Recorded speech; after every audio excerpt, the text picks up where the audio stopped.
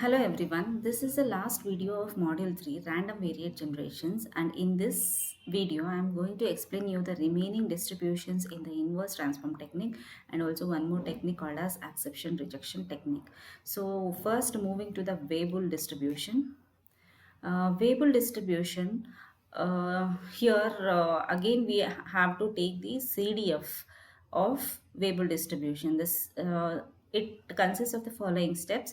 Step 1 is CDF f of x is given by 1 minus e to the power of minus x by alpha whole raised to beta if x is greater than or equals to 0. Then next step is we are going to assign the value of f of x to r.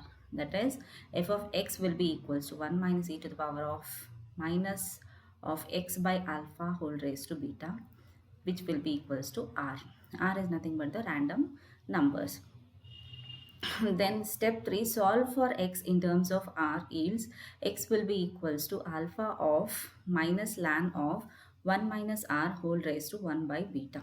So now in step 4 we are going to generate uniformly distributed Ri, that is we are going to take the different values of Ri and we are going to get the random variates xi, feeding them to the function in the step 3 to get x. So this is about the Weibull distribution. Next distribution is triangular distribution. So here PDF and CDF both are given. F of x is not, small f of x is nothing but the PDF of triangular distribution. F of x will be equals to x when x lies in between 0 and 1, 2 minus x when x lies between 1 and 2 and 0 otherwise. CDF f of x, capital F of x is given by 0 when x is greater than or equals to 0, sorry, less than or equals to 0, and x square by 2 when x lies in between 0 and 1, and 1 minus 2 minus x whole square divided by 2 when x lies in between 1 and 2.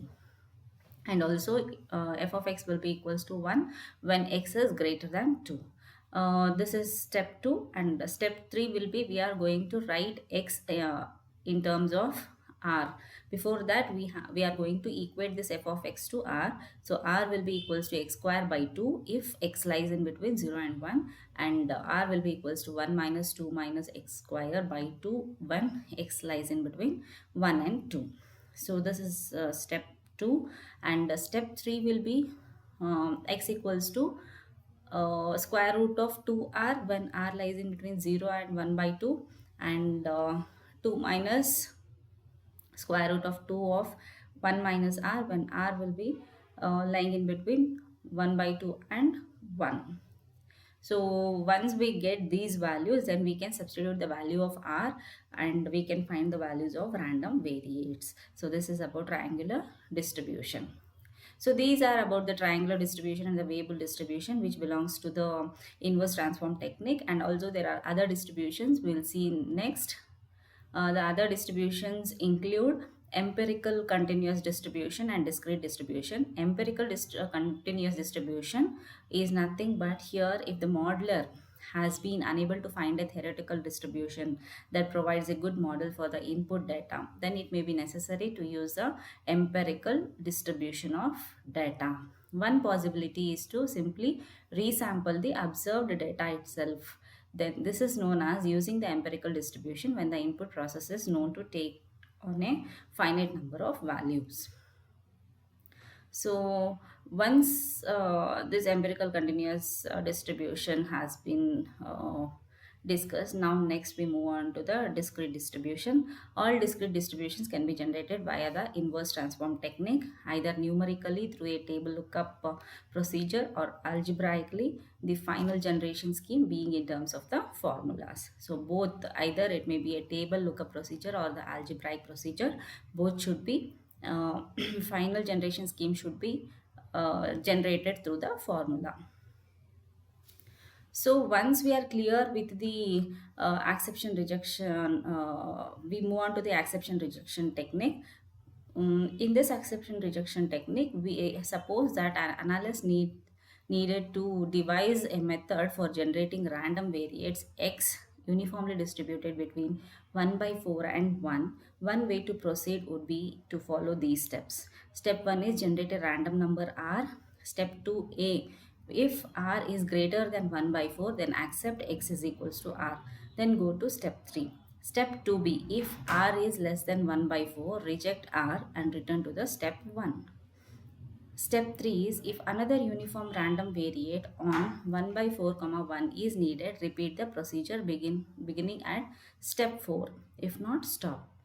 Each time step 1 is executed, a new random number r must be generated. Step 2 is an acceptance and step 2b is a rejection. In this acceptance rejection technique, to summarize the technique, random variates are with some distribution here uniform on 0 comma 1 are generated until some condition r is greater than 1 by 4 is satisfied. So that is about the acceptance rejection technique. So here there are three steps. First step is generate a random number r. Then we have to check whether r is greater than 1 by 4. Then we are going to accept r as x. That is the random variate. Else we move to step 2b. If r is less than 1 by 4, then we reject that r and again we move to the step 1 where we again generate a new random number and check for this condition again. In step 3, if another uniform random variate on 1 by 4 comma 1 is needed, then we have to repeat the procedure beginning at step 4. If not, we have to stop at this point. So in this acceptance rejection technique, we are having two different distributions. One is Poisson distribution and the other one is a gamma distribution. So first we'll see about the Poisson distribution.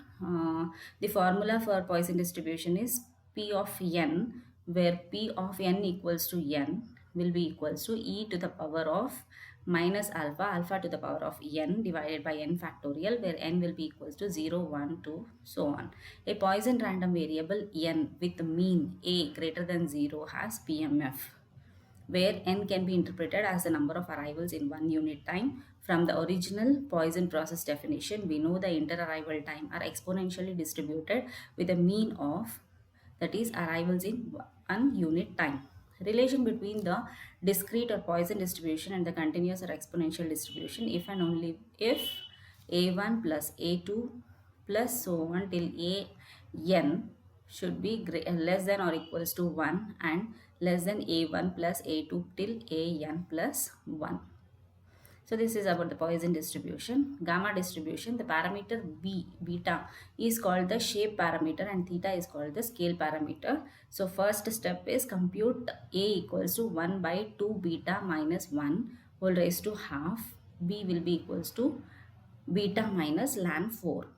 Step 2, generate R1 and R2. Set V equals to R1 by 1 minus R1. Step 3a, if x is greater than b plus beta a plus 1 ln of v minus ln r1 square r2, then we have to reject x and return to the step 2. If it is less than or equals to this value, then use x as a desired variate. The generated variates from step 4b will have mean and variance both equals to beta. If it is desired to have mean 1 by theta and variance 1 by b theta square, then step 4 replace x by b theta. So this is about the gamma distribution. So gamma distribution and Poisson distribution both comes under the acception rejection technique, where we are checking for the condition that if the values are uniformly distributed between 1 by 4 and 4, then we are going to accept the random number as a random variate, else we are going to reject it. So here in Poisson distribution, we are checking for this condition by using this formula, and in gamma distribution, we are checking for the condition by using these values. So this is about acception rejection technique. Thank you.